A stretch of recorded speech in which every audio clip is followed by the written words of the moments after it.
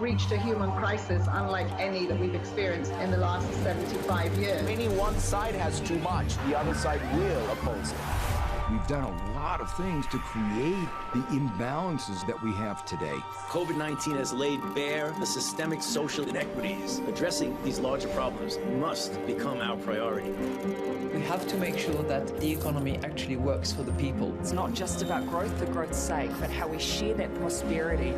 It is not sustainability or profit, it is profit through sustainability. We have to reskill our people to be successful, and if they're more prosperous, the companies are going to be more prosperous. The most important tools are the education and technology. Technology creates opportunities so that people are able to move to greener industries. It's not about not knowing that we are in a climate emergency. It's about choosing to take action. For that, you need to act decisively in the support of renewable energy. The science is very clear today that the sustainable path is more attractive. We can focus on the short-term benefit, or we can look further to solve bigger issues. We need unprecedented collaboration to create systemic change. It means redesigning the instruments we currently have on a completely different trajectory, and that doesn't leave anybody behind. We are one community, and we have to remember that.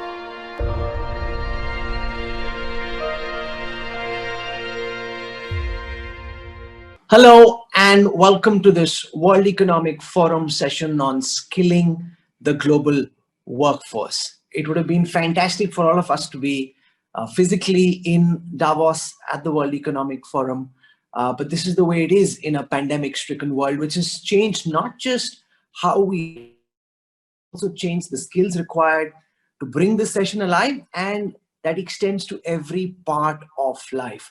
What have the past 12 months taught us about where the global workforce is at this moment and where it needs to be ready for a post-pandemic world? That's what we hope to navigate over the next 45 minutes during this WEF session.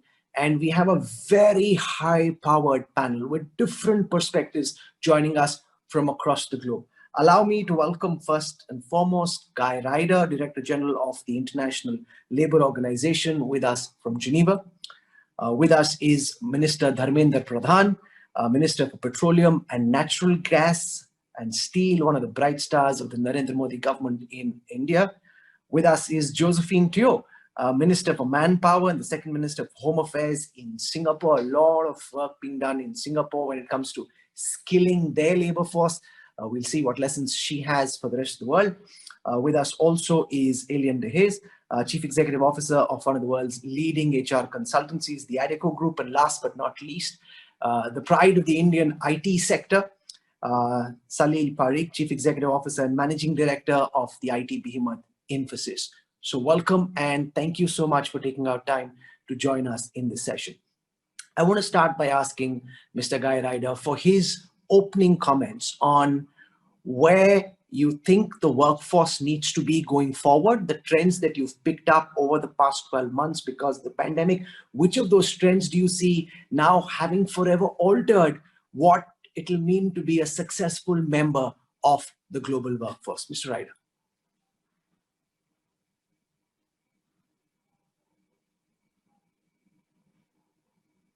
Thank you very much indeed, Rahul. Well, let me say that the photograph of global labour markets during 2020 is a very ugly photograph.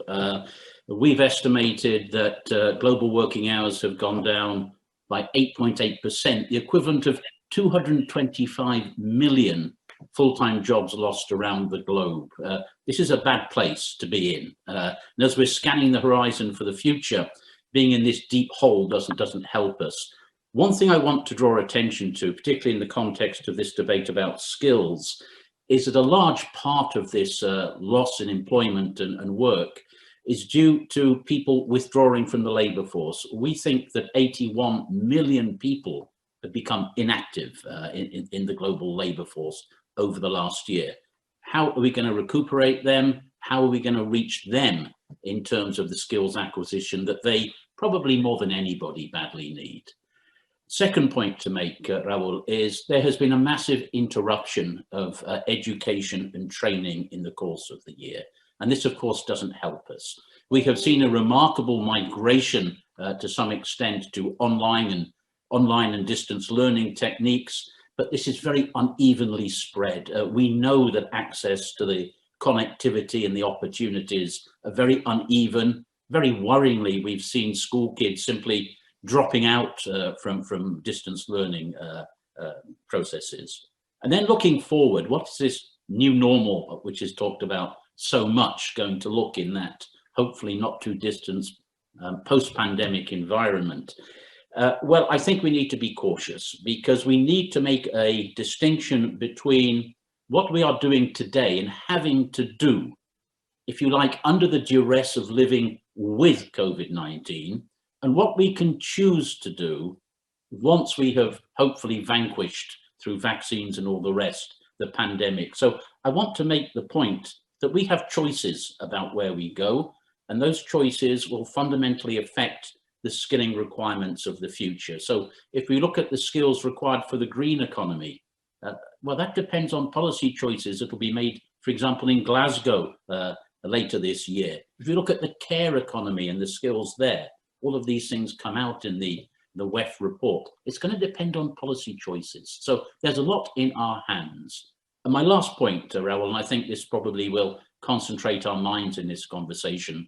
Of course, we have seen an acceleration of the pre-existing trends towards digitalization of work in various aspects. I think the question is this simply an acceleration of the path we were already on, or is it taking us to a different place?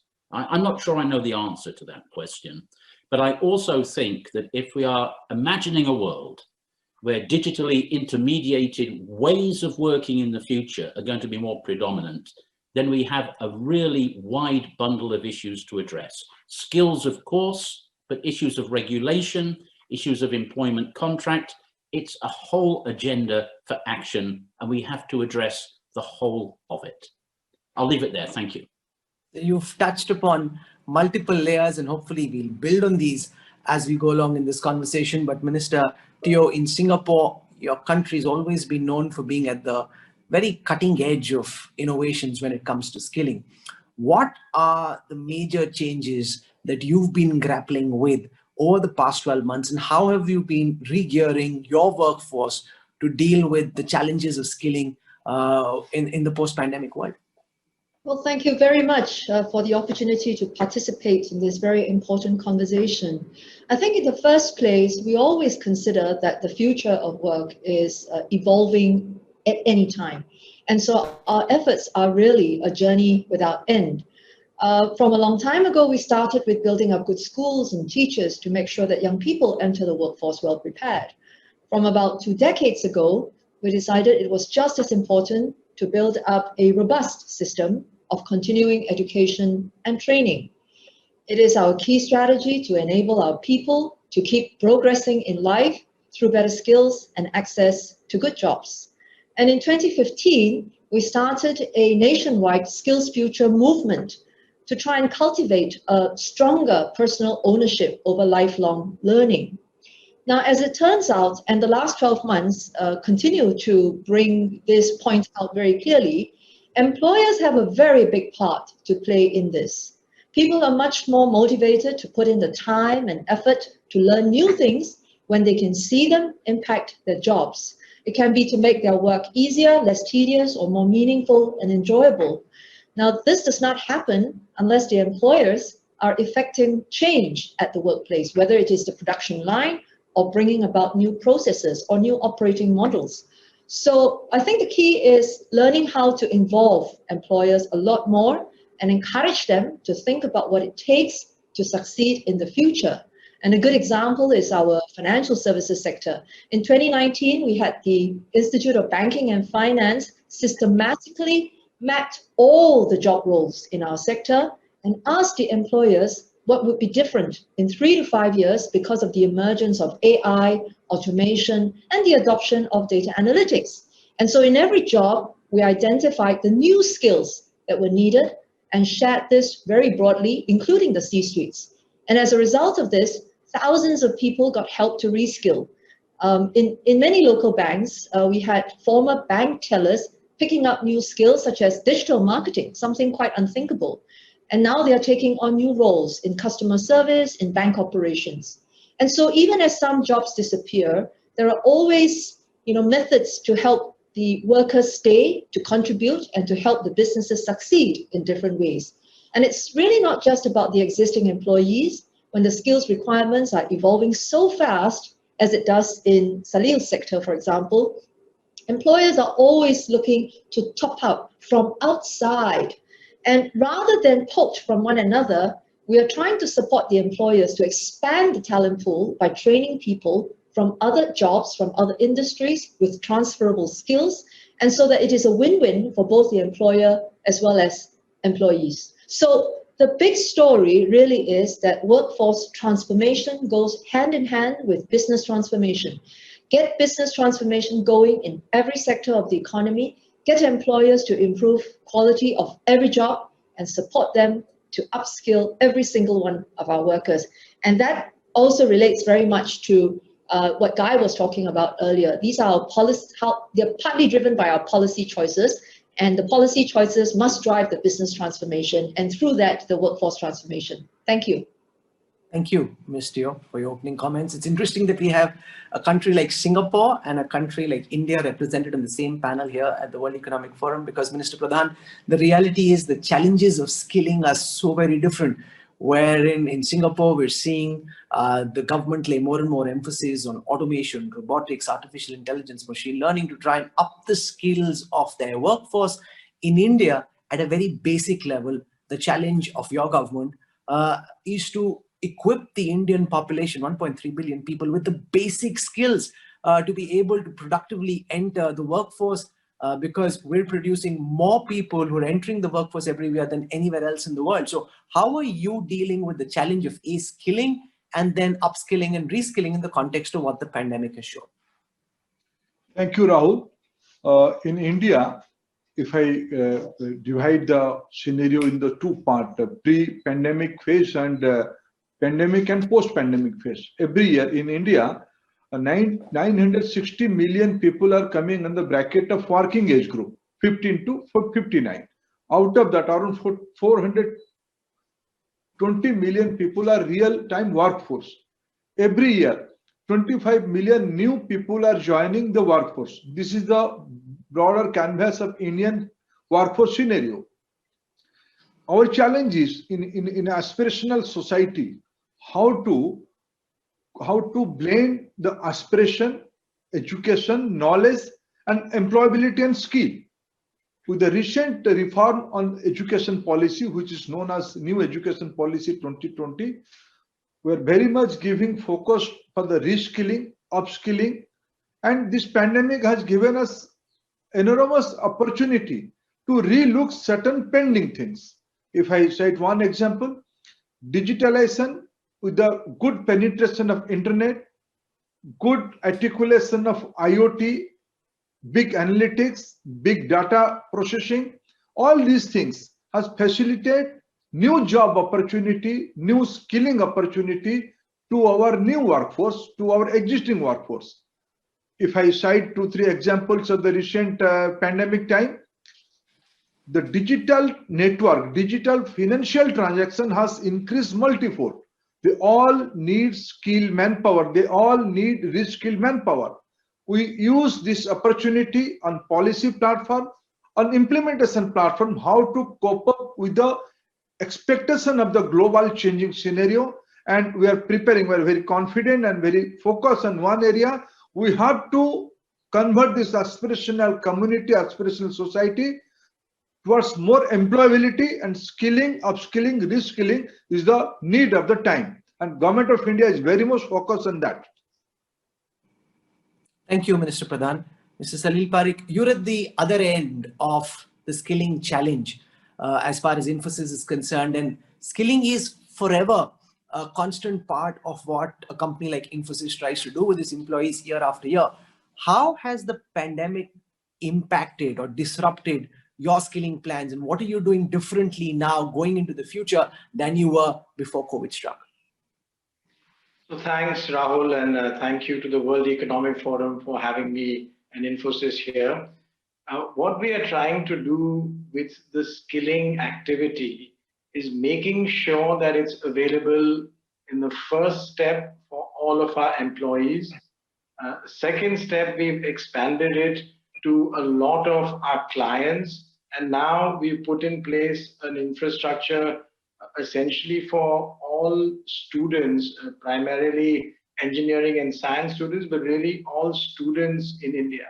So what are we doing? We've made skilling available for our employees through a platform that we call Lex inside Infosys, and it's available to all the employees.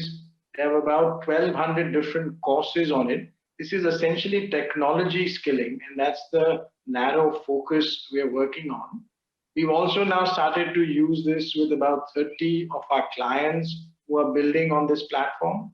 So there's 200,000 employees of Infosys, about 300,000 employees within the client base. And now we made a version of this available to all students in India on a free basis. And about 1 million students have already started to access it and started to use it. So our idea is we must go ahead with reskilling, because the change in technology, the digital transformation that was referred to by Minister Pradhan, by Minister Josephine Teo, that is the key that enterprises or companies can do. And with the reskilled people, that can support all of the new digital work. That's the main focus that we have going ahead as well. Thank you, Mr. Parekh.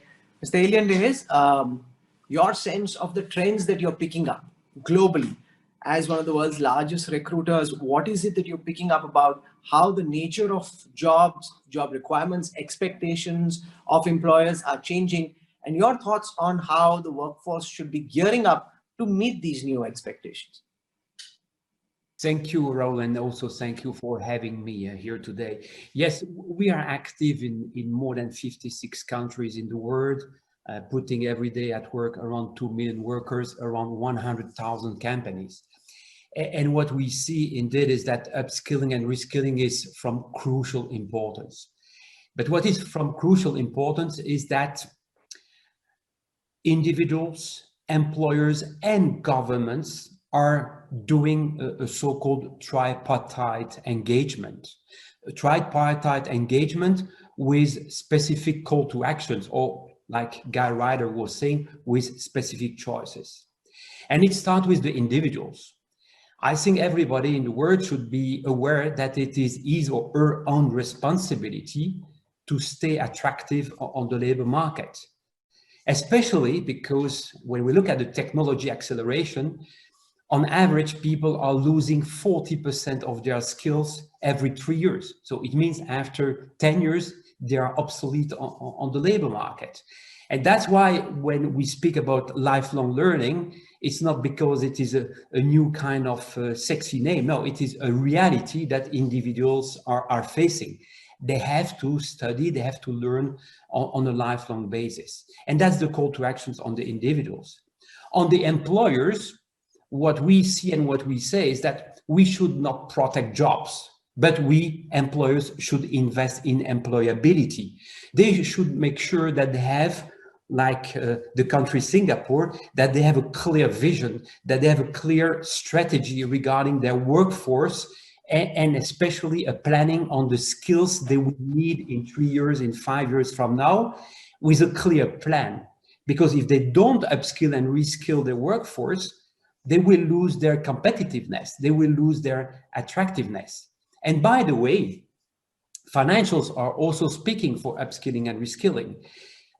ABB has done studies. If you reskill one, or if they reskill one of the employee, it will cost them $35,000. If they lay off somebody, giving the burden of this layoff to the society, and at the same time hire a new person with the right skills and capabilities, it will cost them $100,000. So also financially, there is a case there for employers to upskill and reskilling. It's much less disruptive socially, and it is financially attractive. And then we come to the third stakeholders, very important stakeholders, governments. And government have to put framework and incentives in place. And there are already many initiatives and best practices in the world. Again, I would like to quote the individual training account in Singapore or in France, or the training voucher in Brazil. But there are some other ideas that could be put in place. Differentiated tax treatment for layoff versus upskilling. Today, there is no real tax treatment differentiation. Accounting treatment of the training and the reskilling, and really take upskilling, reskilling as an investment and not as a cost. And last but not least, a new idea. We see many countries, many governments putting hundreds of billions supporting the local economy. But from my perspective and our perspective, this huge amount of money are quite short-termist. There is no strategy behind this short-term support. Why shouldn't we use this money putting in the economy to reskill and upskill people and link the money, this amount of money, to the efforts of companies and individuals to reskill themselves and be prepared for the so-called new normal post-COVID? Back to you, Rahul. Very interesting thoughts there, especially about differentiated tax norms for those who lay off employees and those who actually make the effort of reskilling employees. What we also want to tell everyone who's watching on Toplink and on the World Economic Forum website is that we're encouraging you to join in this conversation. We'll try and make it as interactive. We'll try and empower you and bring you into this live Davos agenda conversation as well. So what I'll do is I'll take the first question, which is along the lines of what I was about to ask, but since this is coming from Enrico Nano, who's a global shaper from Rome in Italy, from our Global Shaper Hub, he asks a very important question about who does the responsibility for reskilling lie on? Does it lie on the individual employee? Does it lie on the company that he works for, the concern where he's engaged, or the government? So, and this is very important. So, is it just about individual survival? So you need to do what you need to do to survive and ensure that you're relevant, or the government comes in? To what extent does the government have the capacity, the bandwidth, and the resources to be able to enable this reskilling? So I want to put that question first and foremost to Guy Ryder about who does the ILO think should take the responsibility for facilitating this reskilling process? Well, I think the conversation has brought out the answer to the question already, Rahul. It's not the exclusive responsibility of any one party. I've heard the minister from Singapore talk about the role of business. I've heard voices from business talking about the role of government. It's quite interesting. And I've heard Alan talk about the role of the individual. Now, if we accept, and I absolutely do, that this reskilling, upskilling business has to be within the context of lifelong learning, there is no final destination in this process, then I think what we have to do is set about in a way that we are only in the foothills of doing, of working out what effective lifelong learning delivery systems look like, crucially how they're to be financed. There's going to be a big investment required in this, and we all know what public finances are likely to look like post-pandemic. And then we have to really work out what the distinctive responsibilities of the state, of private enterprise, and the individual are. And these have to be complementary. They don't have to be the same in every country, but we have to work this out. I'm really interested by what was said about the interest that companies may have, not in laying off a worker, but in reskilling him or her. That, of course, presupposes a lasting, a durable relationship between the employer and the employee over a longer period of time than sometimes business decisions are taken in. So I take also very seriously Alan's point about, particularly in our current circumstances, a longer term strategic approach to recovery processes and the role of skill formation and acquisition within it. And this is where I want to ask Salil Parekh about the kind of role a company like Infosys can be expected to play in the mission that Minister Pradhan and his government are engaged in, because you've built your own upskilling platform called Lex, and you have the capacity to be able to deliver at scale using technology in a way that the government simply doesn't have the capacity and the prowess to be able to do so.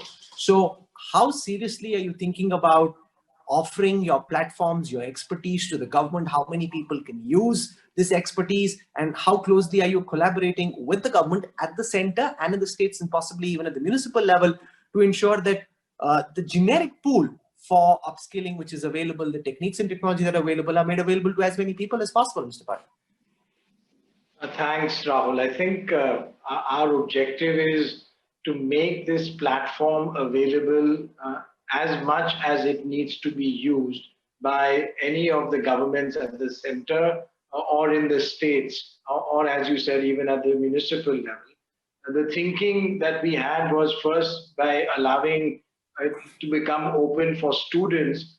All students in India are now have access to it, and they can use it for any of the technology skills. But in addition to the technology skills, the platform can also take other skills, whatever skills are relevant for that set of people and individuals, and package them and make them available on the platform. So the more and more this mobile technology is available around India and around the world, the more this sort of skilling platform is feasible to be used. So my view is we already have some discussions going on, but we are open to expanding them to the extent that is needed. This platform is truly something we think can be used by almost anyone. Minister Pradhan, one of your government's marquee projects is called Skill India. You know, the title speaks for itself. How successful, in your estimate, has this program been, not just in creating basic skills, but also in helping upskill the workforce so that they're more relevant for the job requirements of companies like Infosys and other such companies going forward? Are you concerned that if things stay the way that they are at this moment, we could end up in a situation where there are millions of people entering the workforce, but who simply don't have the skills required, like education's not keeping up with the technology requirements for companies to be able to employ you successfully, Minister Pradhan? Rahul, I'll answer the basic question raised by some audience, and I will answer your question also. Basic question is, whose responsibility is reskilling and upskilling? Individual or government or industry? My categorical answer is everybody's. Company and industry should spend money on technology, spend money on spreading.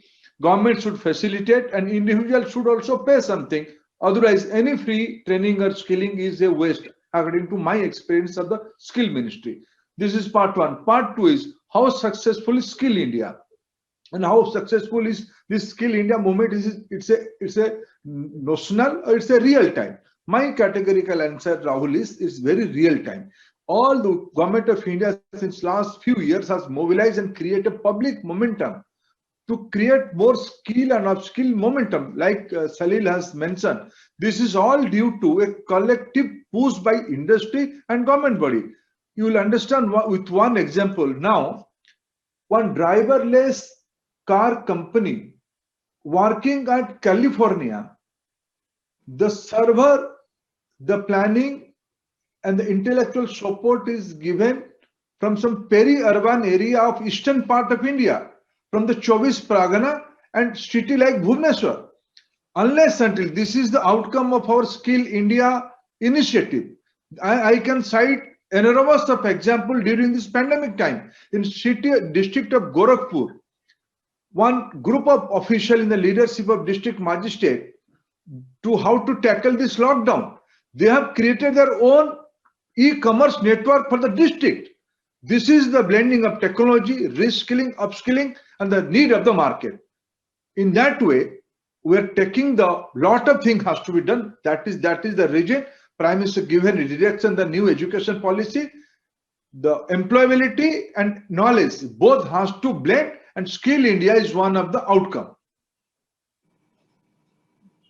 Alien Dehes, to a great extent, would you agree that skilling is driven by self-selection? Those who are ambitious, who have the hunger and the desire to stay relevant over a 15, 20-year period in their careers going forward will make the investments in time, effort, energy required to upskill themselves. Whereas those who have moderate motivational levels may not be as enthused. They run the greatest risks of being disrupted. How can companies and governments try and ensure that the opportunity for skilling is more equally available, and not just more equally available, more equally utilized by those who may not have the high level of motivation of those who want to go out and pick up every new skill that is in the market? My answer is related to what I said in my first intervention. It's really the three parties, the three bodies that have to work together to make sure that the individuals are on one hand incentivized, why not also financially, motivated to stay competitive in the labor market, because it is not only important for themselves, but it is important for their employer, and it is also important for their country, because their country has to stay attractive and competitive in this global world. And so if on one hand the motivation is not there, I think the systemic approach should make sure that this person is motivated to take this lifelong learning path. And perhaps one of the conclusion of an initial assessment is that this person has to leave the current role, the current companies, and eventually the current industries. But the system should make sure that this person is getting the right skills, upskilling and reskilling, to move on to another job, eventually in another company, in another industries, but that his role, his capabilities stay relevant in the economy. So you need to stay relevant as an individual, as a company, and as a country. You know, one of the things I'm interested in knowing from you, Mr. De Hayes, is about what do you think happens when a few months later, governments in Europe and in Northern America start pulling back from a lot of the very generous income support, doles they're giving to individuals and to companies. At some point in time, the financial tap will need to be squeezed. And what could be the consequences of that, and how should we be dealing with it? The consequences are pretty clear. So we expect then a serious increase of restructuring, layoff, in some industries, massive layoffs. And the challenge and the political challenge is to synchronize the job destruction with the job creation. And so that's why when I'm preaching for having, let's say, a strategic support, allowing people to already today upskill, reskill themselves, it will allow the synchronization to take place. Otherwise, statistics of unemployment will really rise tremendously, and we will enter again in this negative spiral of unemployment increase, recession, and so on. If we are able to really create new jobs, to reskill people towards these new industries, these new activities, this will limit the impact of the structural change that will take place through restructuring and layoff. Guy, Ryder, do you foresee this eventuality as well, as governments pull back on financial support to companies and to individuals? A lot of concern, many of the reports about the massive layoffs, retrenchments, joblessness that we end up having to deal with. What is your prognosis, and do you have a solution? Well, I absolutely follow what Alan said. Sequencing is crucial here. It's clear that furlough schemes, job support schemes, income schemes are not a permanent state of affairs, but there is enormous danger, I think. And let's look back to 2009, 2010, where we had a premature return to what was politely referred to as fiscal consolidation.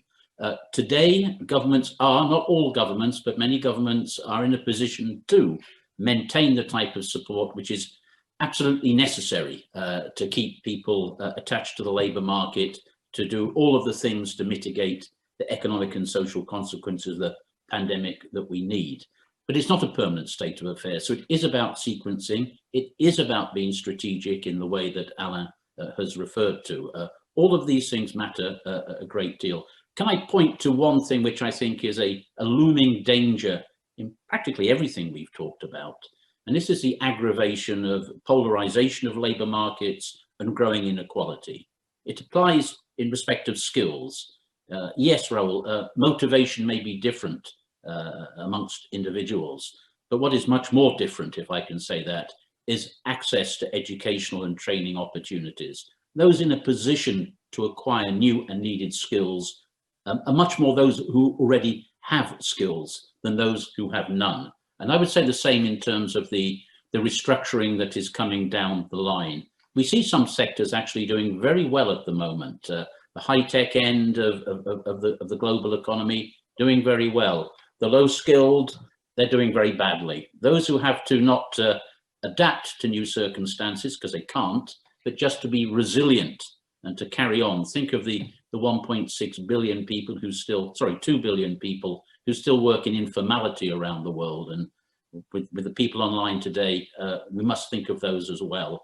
We run the risk of coming out of this crisis even more unequal and divided than we went into it. And that should, I think, inform all of our discussions. Very interesting. Ms. Teo, can you share what you believe are the best practices of the government in Singapore, which are relevant for countries outside, countries which may not have the level of technological, economic development or education levels that your people in your country do?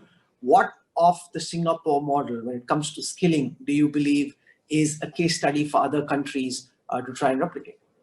Well, Singapore is obviously very different, and we are also very keen to learn from others. I would perhaps just share two perspectives that may be helpful. The first is in relation to the withdrawal of support schemes that have kept employment levels the way they are. I think it is quite clear that it won't be possible to save every job. The transformations will continue, but we must all try our level best to save every worker. And in relation to what Guy was talking about earlier, particularly for workers at the lower end, the risk of permanent dislocation are very real, and the long tail of support that will be needed for this group of workers is something that we must keep in mind. So the way in which we are thinking about it is that even as we are planning for the withdrawal of very broad-based jobs support schemes, we are putting in place new forms of support that essentially try to incentivize hiring in sectors that still have the capacity to do so. In other words, we want to redirect displaced workers into areas that still have the hiring momentum, and to embolden the employers in those sectors to take on board people which they would not ordinarily do until they are very certain about the business prospects. So transiting from the very broad-based schemes that incentivize the retention of the existing workforce to schemes that incentivize the hiring of new staff to boost growth, I think that sort of a transition is something that we are heading towards. The second thing, second perspective to offer is really this. I fully support the idea that employers have a part to play, but the reality is also that we cannot rely solely on employers, especially just a few enthusiastic ones, to train for future needs. When budgets are tight, employers are almost always focused on the present. They also tend to have a plug-and-play approach, where they hire workers that are previously trained by a competitor firm, rather than to train the workers in their own companies. Now, at the same time, I think to rely on workers to upgrade themselves runs the risk that the training that they pick up will be outside of their prospective employers' needs. So you might have an even more severe mismatch of skills and needs of the workforce. So the way we are thinking about it is that we need to create win-win approaches for both the employers and the workers, as well as to get ahead of the curve, to train in advance of needs. So one of the things that we have done is to try and scale up an intervention called the professional conversion programs.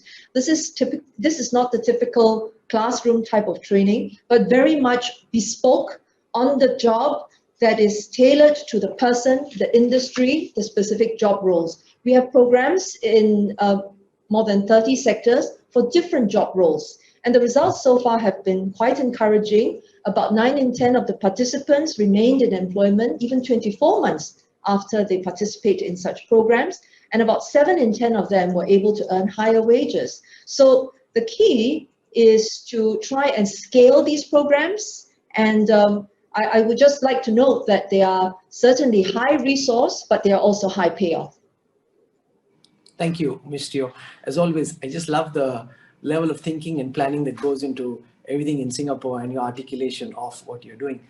I want to take, as I said, questions as many as possible from those who are listening in live on the World Economic Forum website or on top link. I'll take the next question. This comes from Abdul Samad Dawood, Vice Chairperson of Engro and Director of Dawood Hercules.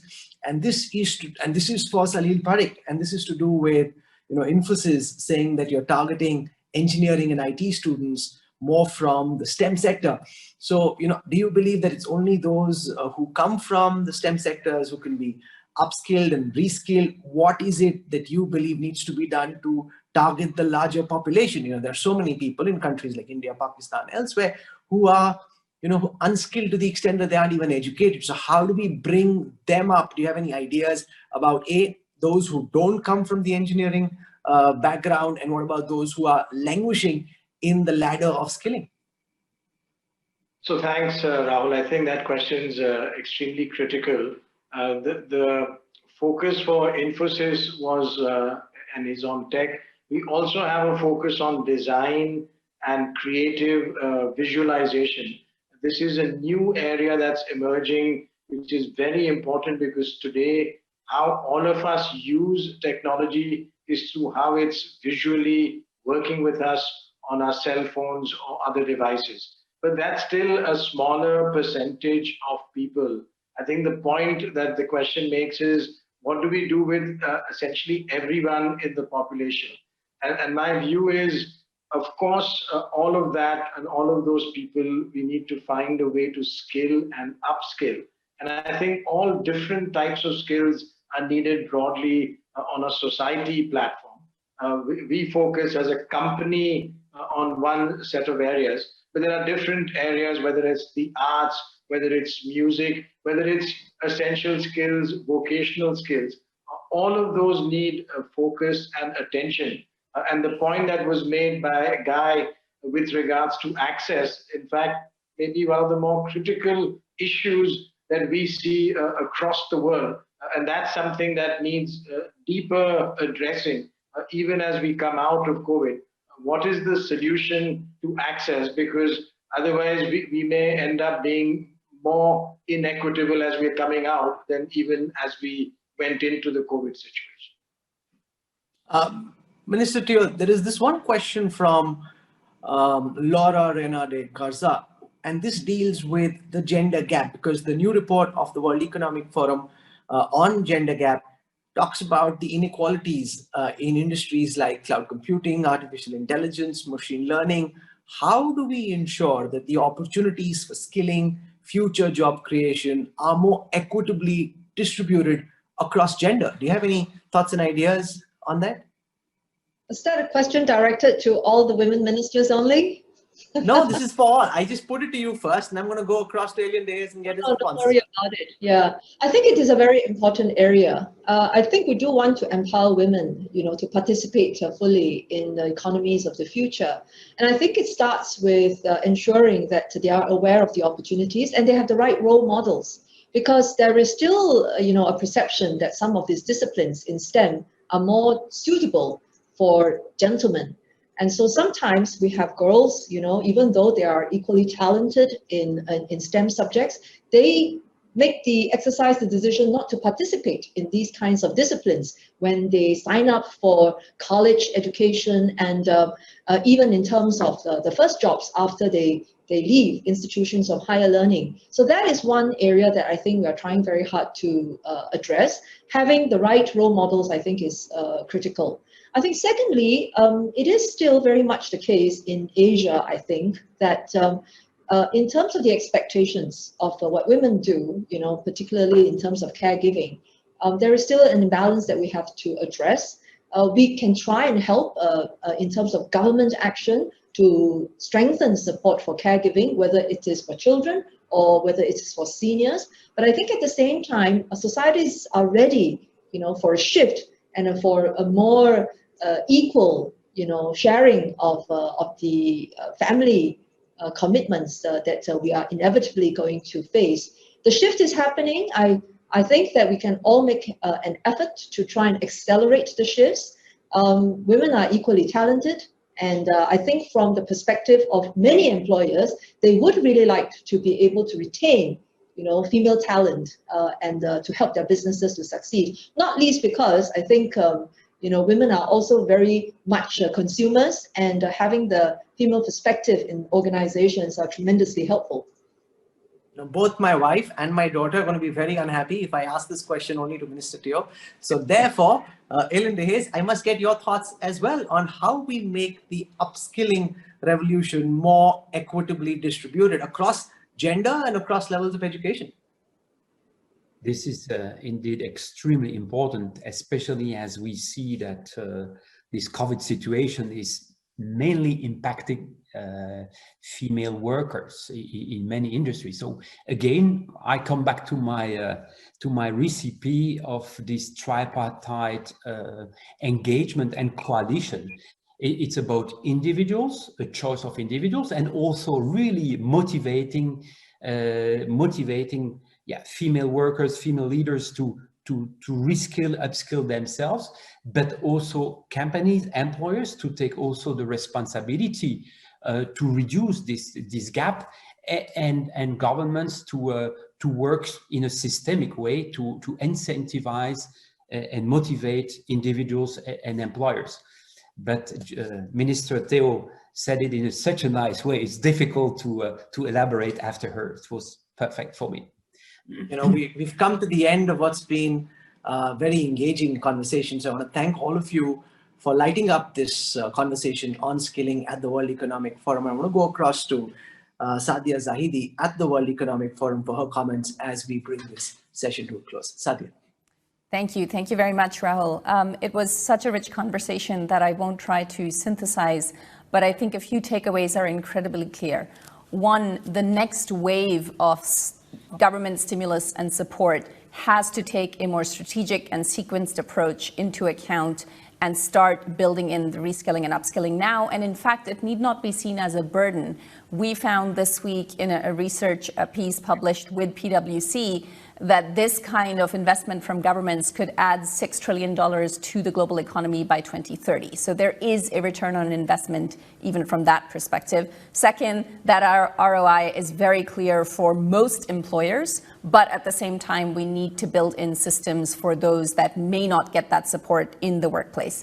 And at an individual level, not only are there vast inequities that got exacerbated for women and for young people through this particular crisis, as well as for people from different races, there has been different effects. At the same time, there's the biggest impact is lower skilled people are far more affected by this crisis than higher skilled people. And to Guy's point, if we want to ensure that this crisis doesn't exacerbate even more the inequalities we already had, the window for action is very much now. And that's where the World Economic Forum is focused. 1 year ago, we launched the Reskilling Revolution platform with the goal to provide better education, better skills, and better jobs to 1 billion people by 2030. Over this last year, that set of work has already reached 50 million people. And that is exciting, but even more exciting is the work that has been put in place to build those lifelong learning systems. And I think that's what we need to get to, because this is not a single shot effort. This is something that needs to be put in place at a systemic level. 10 countries and 6 new countries are coming on board in 2021. Over the last year, those 10 countries reached 50 million people, 6 more, so much more progress to come in 21. And much of their efforts will also be focused on the kinds of innovations from public policy that Alain talked about. Second, 10 industries, because all of this has to also be nested within the realities of specific sectors. What's happening in the consumer sector is not the same as what is happening in the IT sector, so we're deep diving with 10 different industries and helping them reskill and redeploy their workers. Third, trying to put in place the right kind of language. Often the public sector, private sector, and education sector are talking about very different things when they talk about skills. So we launched this week a global skills taxonomy, which allows everyone to dock onto the same language, and it's produced by a number of online learning platforms, the Coursera's, the Udacity's, the edX's, which together account for 200 million learners, and so they really have the right information about how to qualify some of these skills. With that, let me simply add that we invite all of you to join the Reskilling Revolution platform. Thank you so much to Rahul for your moderation today. Thank you to Director General Ryder. Thank you to Minister Pradhan. Thank you, Minister Teo. And thank you very much to Alain and to Salil, who are Reskilling Revolution champions. Thank you.